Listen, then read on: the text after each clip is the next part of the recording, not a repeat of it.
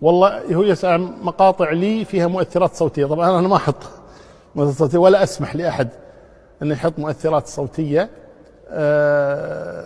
لكن إذا أنت وجدتها يعني وما شفت فيها شيء يعني مخل أو كذا ما في معنى تنشرها. والله هو يسأل عن مقاطع لي فيها مؤثرات صوتية. طبعا أنا ما أحط مؤثرات صوتية ولا أسمح لأحد أن يحط مؤثرات صوتية، لكن إذا أنت وجدتها يعني وما شفت فيها شيء يعني مخل أو كذا ما في معنى تنشرها.